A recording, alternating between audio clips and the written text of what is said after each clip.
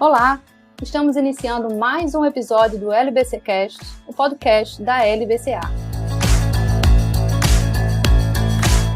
Eu sou a Mariana Alencar e converso hoje com o sócio da LBCA, Fernando Torre, e com o nosso convidado especial, Rodrigo Bandeira, vice-presidente da ABECOM, Associação Brasileira de Comércio Eletrônico.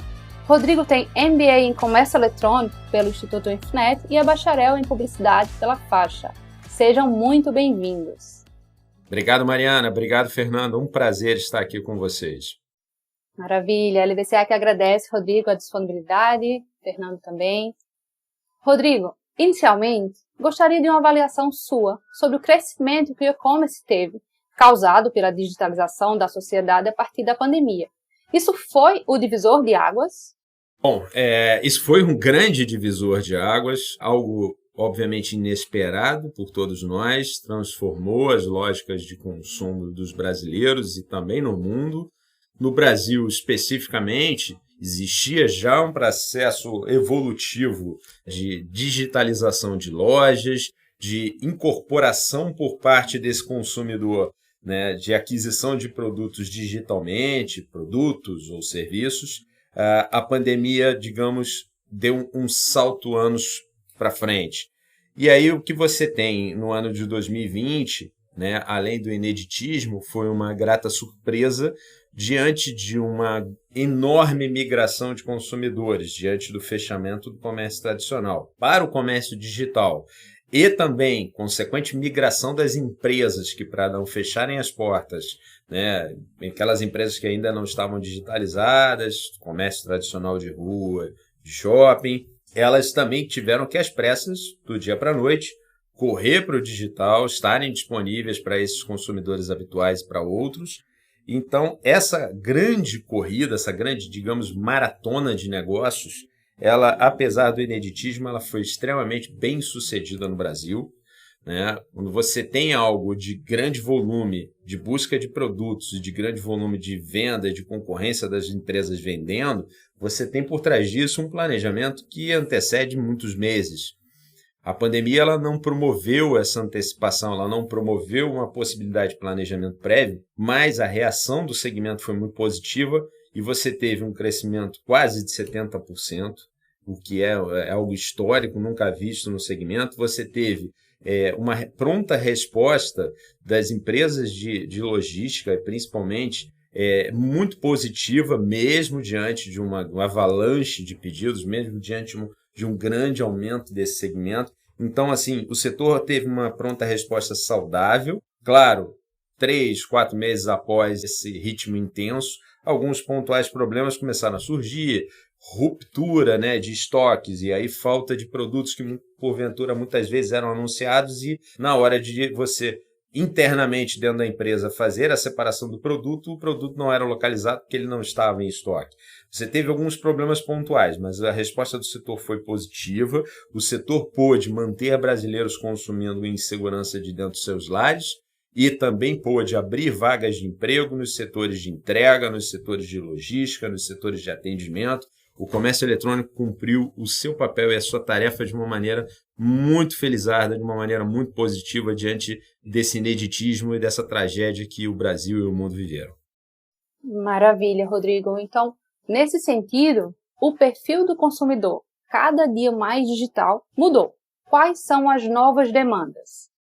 O perfil do consumidor mudou, sem sombra de dúvidas, mas as demandas, né, de um consumidor que é, digamos, novato no canal de consumo digital, elas são principalmente, né, de esclarecimentos e aí a importância jurídica de todas as etapas de uma empresa estarem conforme a lei, estarem organizadas para que você tenha um esclarecimento correto dentro das leis vigentes no nosso país, né, sobre todo o processo de compra, principalmente sobre os processos quando a compra não é bem sucedida, problemas com o produto, questões de devolução e de troca de produtos, questão de desistência de compras. Esse consumidor que já comprava habitualmente na internet tinha ali suas dificuldades, aquele que sempre comprou, né, naturalmente em algum momento ele ia enfrentar uma dificuldade, seja de um produto que foi oferecido de uma forma e na verdade aquele produto não é bem assim, ou daquele produto que foi oferecido e as características não batiam com o produto final que o consumidor recebia em sua casa,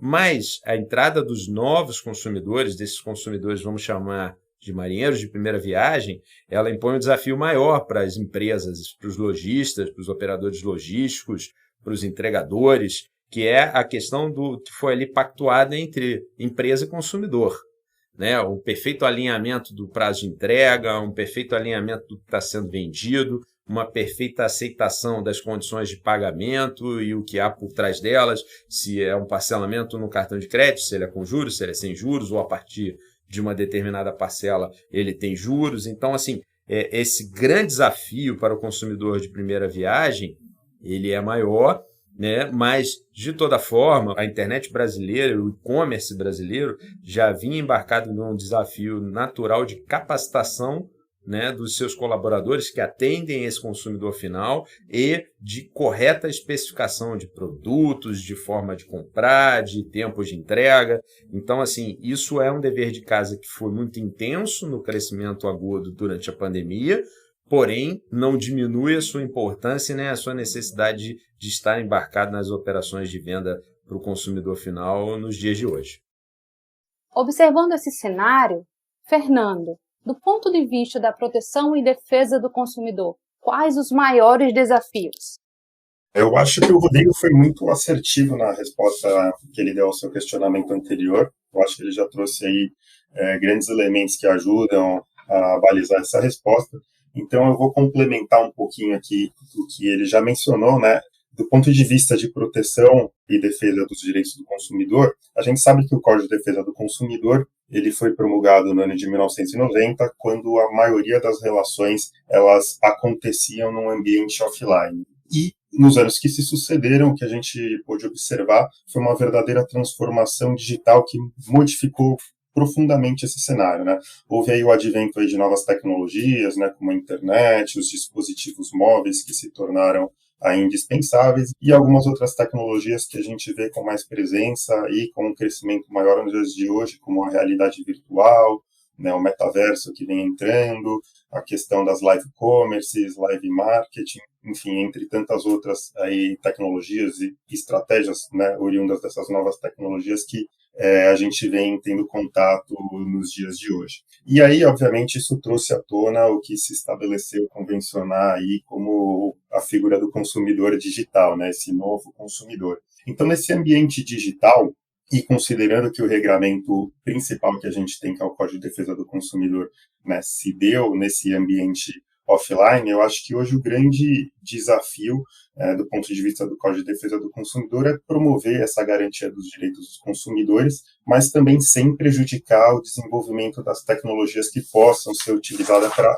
melhorar esse ambiente, esse setor, né? Ou seja, trazendo mais segurança jurídica aí às empresas e também às proteções dos consumidores, né? Como a gente sabe hoje, existem aí alguns problemas novos, né, que estão associados aí a tratamento de dados, né, como o Rodrigo destacou bastante, questões associadas aí a assimetrias informacionais. A gente vive na sociedade da informação, então a gente tem acesso a muita informação e isso às vezes acaba confundindo os consumidores, né, acesso também a informações que não estão exatas. Então, existem esses novos grandes desafios e realmente a gente precisa se adaptar a esse ambiente de contínua transformação digital. Eu acho que esse é o maior desafio. Com toda essa evolução tecnológica, Fernando, com o crescimento do comércio eletrônico, impulsionado pelo 5G, a tendência será também de aumento dos conflitos consumeristas? Como os varejistas devem atuar diante desses riscos que virão com a nova tecnologia? Perfeito, Mariana. Bom, a gente vive num país que a judicialização é uma característica muito presente, né? Então, muito provavelmente, com o advento da tecnologia do 5G, aí novas, né, tecnologias, elas serão agregadas, né? Isso, obviamente, trará uma série de benefícios, não só aos consumidores, mas também como ao setor como um todo, como às empresas. Mas também é fato que toda essa transformação digital proporcionada pelo 5G, ela tornará esse ambiente cada vez mais complexo, né? O que poderá ensejar em mais riscos aos consumidores digitais e às empresas também, caso se perpetue aí um ambiente de insegurança jurídica, que poderá fazer com que aumente os custos de transação, são essas externalidades aí oriundas principalmente da questão da judicialização, que leva as empresas a sofrerem algumas condenações, mas também aí a multas administrativas, como acontece aí em processos administrativos conduzidos pela Senacom. A gente já tem alguns dados ali, principalmente oriundos do relatório de consumidor em números produzidos pela Senacom, que mostram, né, um aumento de algumas reclamações do setor, porque é um setor que cresce e aí, obviamente, também isso reflete no aumento das reclamações, né? Então, hoje, as reclamações associadas ao comércio eletrônico, elas já representam 10% das reclamações apresentadas aos PROCONs. E aí, né, nesse contexto, é muito importante que as empresas elas tenham uma gestão empresarial eficaz, né, que elas contem com bons instrumentos de governança e conformidade com as leis e regras relacionadas às relações de consumo. As empresas que contarem com isso, certamente terão esses custos de transação, essas externalidades, né, decorrentes da judicialização, esses custos eles serão reduzidos, né, além também de ter uma melhor reputação perante os seus consumidores, o que obviamente contribuirá para a continuidade de seus negócios, revertendo também mais confiança aos seus consumidores e permitindo o uso sustentável de novas tecnologias. É importante também destacar, né, que dentre esses instrumentos de governança, tem também um destaque a questão das soluções adequadas de resolução de conflito, ou seja, o uso contínuo, né, da plataforma do consumidor.gov, do Reclame Aqui, de plataformas de mediação, essas soluções que visam aí como alternativa ao poder judiciário, né, onde a empresa consegue ter uma melhor gestão e uma resolução mais rápida junto ao seu consumidor para que mantenha essa pessoa consumindo, né, e contente também, satisfeita com a empresa, o que reverte, obviamente, na sua reputação. Falando agora sobre multicanalidade.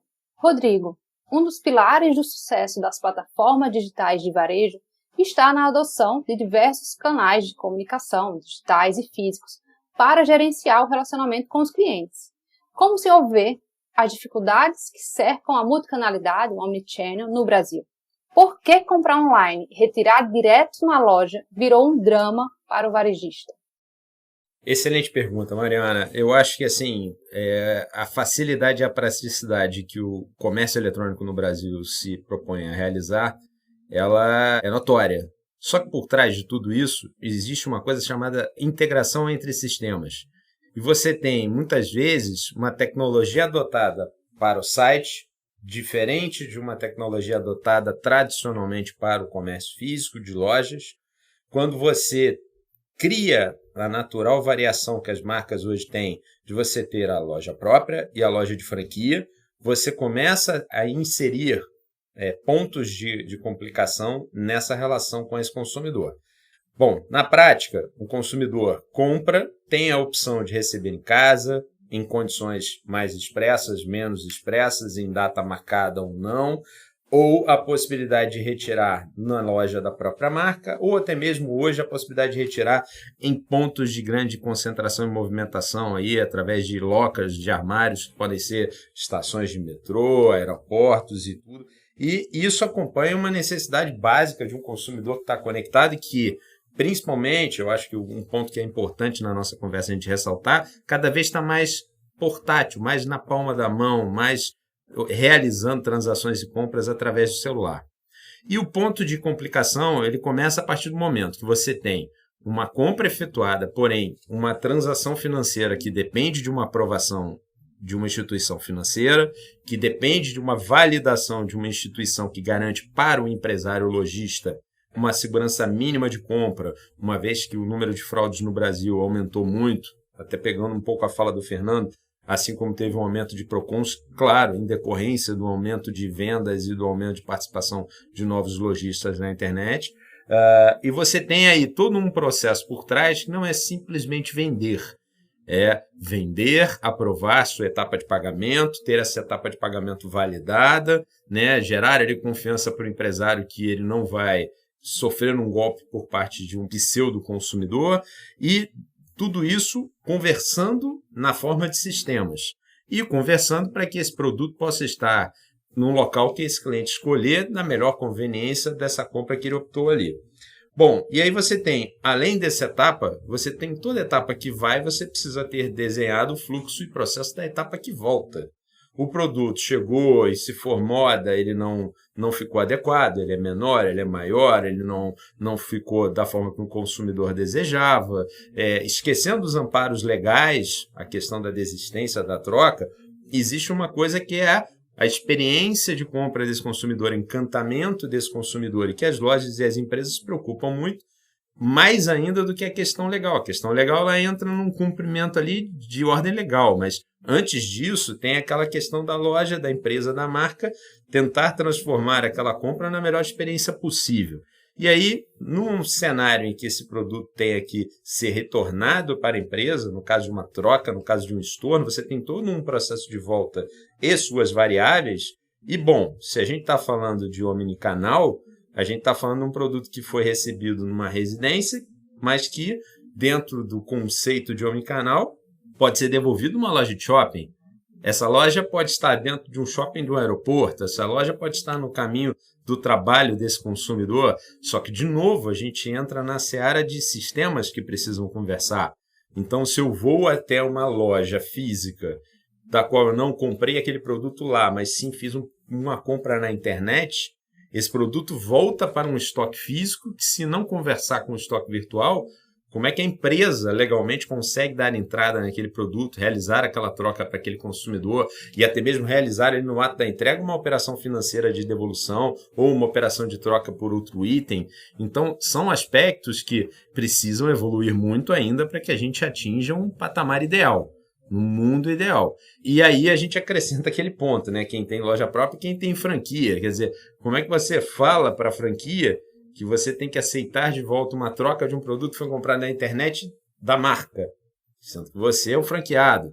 Então, assim, esses aspectos, essa engenharia, ela bem conversada, né, o que já acontece hoje, mas em pequena escala, precisa acontecer em larga escala, ela sim vai ser o principal pilar de sustentação da omnicanalidade no Brasil. Maravilha! Outro ponto importante no e-commerce é o atendimento ao consumidor. Para vocês, o novo decreto do SAC melhora a vida do varejista e do consumidor? O decreto do SAC ele pode, né, trazer diretrizes para as empresas melhorarem o atendimento de seus clientes, né? O legislador, conforme se observa, ele levou em consideração justamente esse novo perfil de consumidor digital, que não exige mais o atendimento exclusivo via telefone. Isso porque o novo decreto do SAC, no seu artigo 2º, ele ratificou que esse serviço de atendimento ele pode ser realizado por diversos canais integrados dos fornecedores, ou seja, o WhatsApp, né, que é comumente utilizado nos dias de hoje, sites, aplicativos, entre outros. Né, o decreto do SAC ele também traz a previsão, né, de atendimento telefônico humano, né, o consumidor, embora digital, ele também gosta de ser atendido por humanos, né, então tem essa previsão, então ele pode trazer aí diretrizes para que a empresa ela possa otimizar o seu atendimento com o cliente, o que é tão importante também para a sua reputação e para o desenvolvimento dos seus negócios.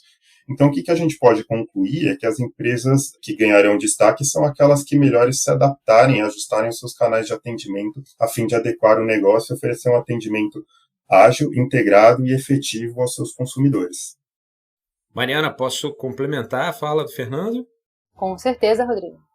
Eu acho que essa questão do decreto e o regramento são fundamentais, mas sai na frente aquele empresário que percebe que também no momento de atender esse consumidor, diante de um problema, diante de um ato inesperado, diferente da vontade desejada pela loja e até pelo próprio consumidor, aquele momento também é uma oportunidade da loja surpreender esse consumidor, tranquilizando o consumidor sobre aquela operação que ele realizou, entregando uma solução incrível e fazendo com que ele fique ainda mais fidelizado à marca, ainda mais fidelizado a esse processo de compra que ele adotou inicialmente com essa loja.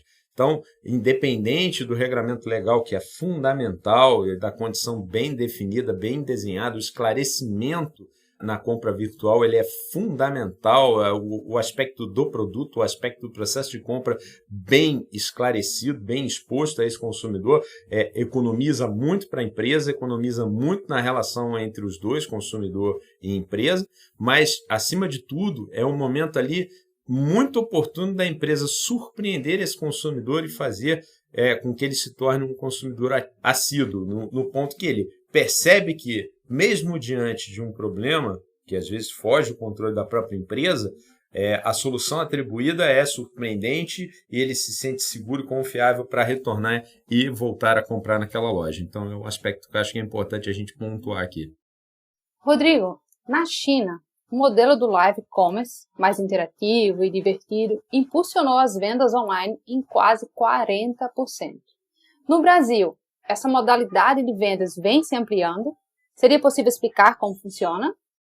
Essa modalidade de vendas ela vem sim se ampliando, ela ainda não ganhou uma escala tão robusta, mas ela vem se ampliando e ela é uma rica oportunidade dentro desse contexto que a gente já comentou em alguns pontos anteriores aqui, de poder esclarecer, né, a utilização daquele produto, né, as especificações daquele produto. Veja bem, a compra pela internet ela é uma compra muito impulsionada pelo ímpeto de comprar logo, de comprar com praticidade, é uma compra por impulso. Quando você tem, junto com a compra por impulso, um esclarecimento sobre a utilização do produto, né, e como aquele produto me atende, como atende ao consumidor, como atende a Mariana, atende ao Fernando, o nível de conversão, o nível de impulsionamento dessa venda é muito maior. Né? Quando você tem uma transmissão e você tem ali o esclarecimento de utilização dos produtos, né? Você tem ali uma praticidade, principalmente para uma fatia de consumidores que até mesmo olhar e ler as especificações técnicas está ficando uma coisa ultrapassada. Ele quer ver um vídeo, ele quer ouvir alguma coisa, ele quer entender para comprar rápido, impulsionar, apertar poucos botões pelo celular.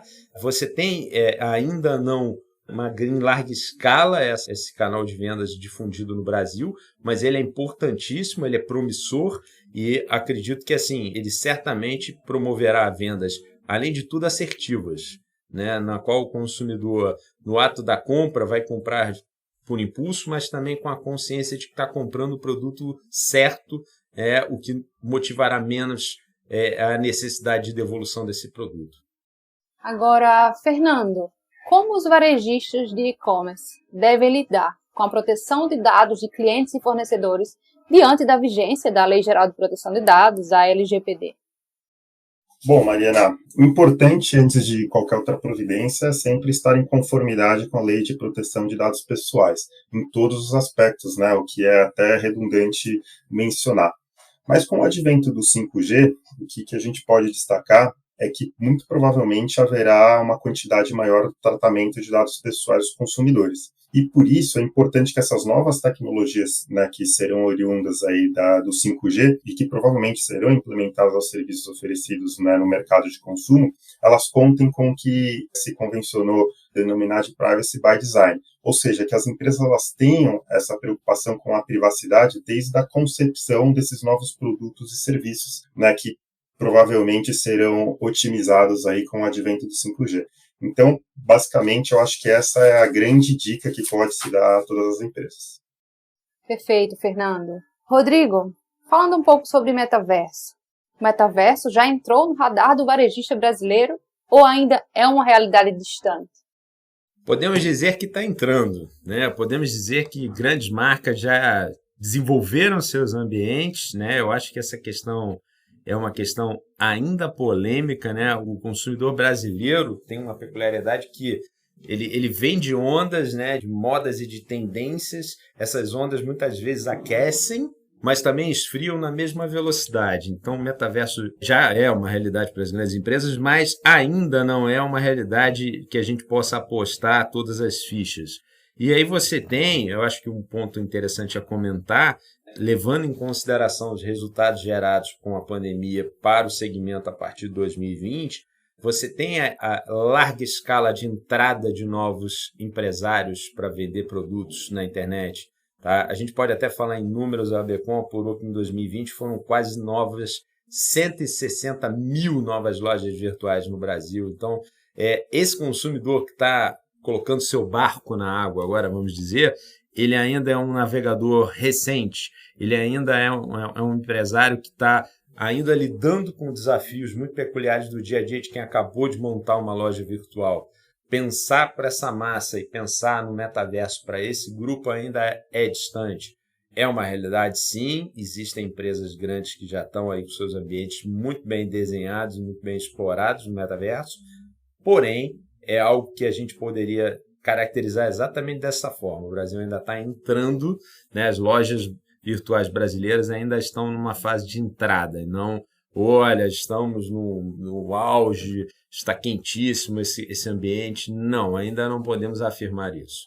Falando um pouco mais sobre a tecnologia 5G, como vocês analisam os impactos que a tecnologia 5G pode trazer ao e-commerce brasileiro? Vocês poderiam dar exemplos de como essa tecnologia pode beneficiar os negócios?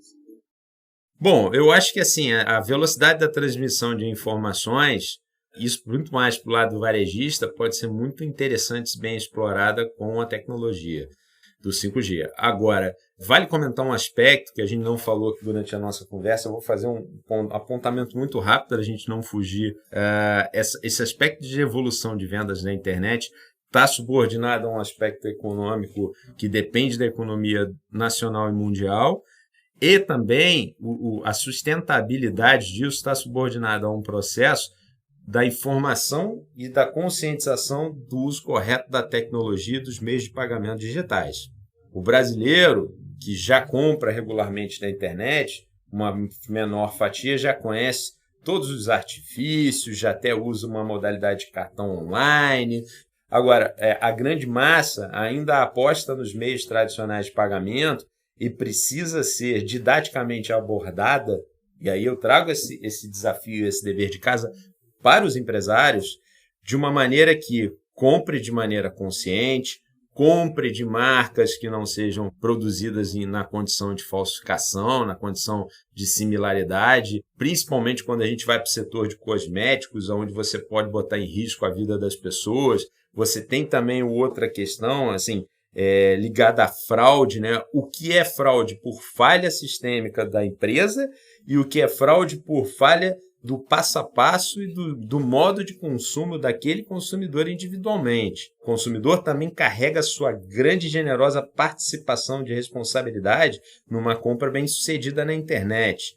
Não dá para você dizer que a totalidade dos consumidores que caem em golpe são os culpados diretos por aquele golpe que eles foram vítimas, mas eles têm uma coparticipação ali, seja porque viram uma vantagem financeira indevida e que, por acompanhar o preço de mercado de um produto, eles têm consciência de que aquele preço está muito abaixo do preço praticado para um produto novo daquela mesma marca e modelo, seja pela vantagem e oportunidade que ele viu ali numa facilidade de pagamento. Então, eu acho que a gente sempre estará entrando com novas tecnologias e com inovação para tornar a vida desses consumidores mais prática, mais convidativa para esse ambiente. Porém, a gente jamais pode esquecer da didática de prevenção, da didática jurídica correta, e se isso for feito lado a lado, crescente em nosso país, a gente vai ter sempre uma atividade saudável e sustentável para empresários e consumidores. Os seus apontamentos são perfeitos, Rodrigo, e eu acredito que é isso mesmo. Eu acho que a tecnologia, como você mencionou, ela promete proporcionar maior velocidade de conexão, downloads mais rápidos, maior velocidade de transmissão de dados, né, a questão de pagamentos e esses checkouts, essas etapas necessárias aí para a finalização de compras. Também ela permite tornar esses processos mais rápidos, né? A baixa latência também, que é um outro benefício que essa tecnologia 5G promete oferecer, que significa essa redução do tempo de um comando e a sua execução. Ou seja, os benefícios eles são enormes, isso daí muito provavelmente trará aí uma hiperconveniência aos consumidores e também uma facilitação de acesso à informação para que o consumidor ele possa ter um consentimento mais assentido nas suas ações, né? Trabalhar também aí com comparação de preços, enfim, ser um consumidor mais orientado para que ele possa aí exercer os seus direitos de forma mais correta. Então, com certeza, eu acredito que terão muitos benefícios essa tecnologia 5G. Agora, passando já para a parte final do nosso bate-papo de hoje, Rodrigo, que projeções poderíamos fazer para o futuro do e-commerce no Brasil? Que temas devem ganhar projeção? Bom, sem sombra de dúvidas, a gente tem muito a esperar do segmento de comércio eletrônico do Brasil para o próximo ano e para os próximos anos. Acredito que as tecnologias vão ganhar a cena. Muitas correntes apontam que a logística no Brasil para o e-commerce vai ser o novo marketing das empresas, dos grandes conglomerados.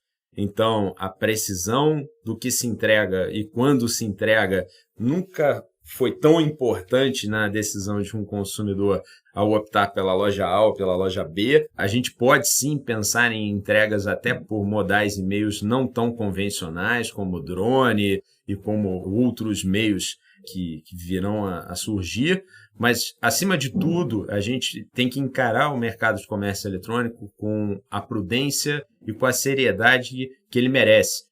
Então, pensar que o comércio eletrônico lá atrás, em 2020, gerou muitos empregos e oportunidades, principalmente para essa última milha, para a última ponta da entrega de uma compra feita na internet, é maravilhoso. O que a gente tem que pensar é em tornar esses postos de emprego sustentáveis, né, sem trancafiá-los numa regulação que impeça essa velocidade e praticidade do comércio eletrônico, porém que garanta ali o mínimo para essa mão de obra e também pensando nessa mão de obra como um meio a ser qualificado, a ser aprimorado, porque, afinal, essa é a última ponta de uma experiência de compra que muitas vezes se investe muito dinheiro na tecnologia, na navegação, na usabilidade, porém, essa é a cara da sua empresa tocando a campainha na casa do cliente. Então, é importante que a gente pense nisso, a gente pense na cadeia como um todo, a gente entenda que lá atrás, desde 1999, o que se almejava era se comprar com facilidade, encontrando o produto desejado, porém que isso se feche o ciclo a partir do momento que esse produto chega à casa do consumidor dentro do tempo pactuado e esse produto é colocado em utilização e traz felicidade e satisfação para esse consumidor. Então, são pontos que a gente não pode esquecer. O comércio é virtual, mas a logística é física e ela precisa ser aprimorada, capacitada e qualificada para que a gente tenha uma mão de obra cada vez mais aprimorada, que possa prestar bons serviços, porque ela é fundamental para o crescimento do comércio eletrônico no Brasil e no mundo. Fernando, considerando que o CDC é da década de 1990, o que as empresas devem observar para estar em conformidade com a lei em um ambiente de constante transformação digital? Bom, Mariana, em que pese, né, o Código de Defesa do Consumidor ter sido promulgado antes de toda essa transformação digital, lá no ano de 1990, deve-se recordar que ele traz consigo uma base principiológica de direitos básicos dos consumidores que servem de norte para todas essas práticas oriundas, né, nascidas nesse ambiente digital, para que elas possam ser conduzidas de forma benéfica aos consumidores, mas, sobretudo, a ordem econômica, né, que tenha aí uma segurança jurídica para as empresas, né, como o Rodrigo mencionou, que não tenha esse excesso de regulação, e a gente sabe que muitas vezes tem esse excesso de regulação com caráter punitivo, que acaba inibindo aí o desenvolvimento de novas tecnologias, que na grande maioria das vezes elas são ótimas para os consumidores, porque elas trazem essa questão de hiperconveniência, né, de mais facilidades aos consumidores. Então, esse ambiente ele tem que trazer toda essa segurança jurídica para as empresas, para que elas possam se sentir confortáveis em inovar e otimizar os seus serviços e os seus produtos, né? Então, como eu mencionei, é importante que as empresas elas contem com esses instrumentos de governança, porque com isso elas reduzem esses custos externos, né, da judicialização. Infelizmente, como eu mencionei no começo, a gente vive num país que sofre bastante com a judicialização, com punições do PROCON, então é importante que a empresa ela conte com esses instrumentos de governança para que ela atue de forma preventiva e, eventualmente, quando ocorrerem aí alguns problemas com os consumidores, elas tratem isso através dessas soluções adequadas de resolução de conflito, como as plataformas de atendimento da própria empresa, o SAC, consumidor.gov, Reclame Aqui, para que isso não vire um processo judicial, que isso daí é custoso para a empresa e é custoso para a sociedade. Então, na prática, as empresas elas devem adotar essas práticas comerciais e publicitárias mais adequadas, né, informações mais apropriadas aos consumidores, ou seja, você atuar para reduzir essas assimetrias informacionais que muitas vezes são as causas, né, de processos judiciais, processos eficazes também de pagamento e confirmações das transações, principalmente para escapar dessas fraudes. Infelizmente, aqui no Brasil existem muitas fraudes financeiras, então é importante que tenha essa segurança para evitar essas fraudes, né, segurança do produto também em toda a cadeia de fornecimento do e-commerce, né, e também esse uso significativo desses mecanismos, como eu mencionei, de solução adequada de resolução de conflitos. Sem deixar de lado também a educação e a conscientização do consumidor para que ele possa consumir de forma correta. Maravilha, Rodrigo, Fernando, muito obrigada. A LBCA agradece a disponibilidade de vocês em estar aqui com a gente hoje. Muito obrigada. Gente, eu que agradeço, né? Lamento ter terminado tão rápido. Contem conosco aí para os próximos episódios e eu acho que a gente tem muito a esclarecer. E toda e qualquer produção de conteúdo que tenha o objetivo, né, de tornar o comércio eletrônico um segmento mais próximo dos consumidores brasileiros é fundamental e importante. Parabéns pela iniciativa e contem conosco aí, estamos de portas abertas sempre que vocês precisarem. Rodrigo, nós que agradecemos aí imensamente a disponibilidade, como eu disse, eu sei que é bem corrido aí o dia a dia, então eu queria agradecer aqui em nome da LBCA a sua participação, a sua atenção com a gente e queria também deixar o convite para quando você estiver aqui em São Paulo, você visitar o nosso escritório, a gente vai receber aí com muito carinho.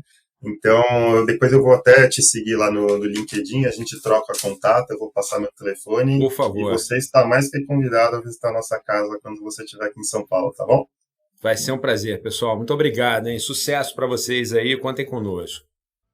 E esse foi o episódio de hoje do LBCcast, com Rodrigo Bandeira e Fernando Torre, falando sobre panorama e futuro do e-commerce. Até a próxima terça-feira!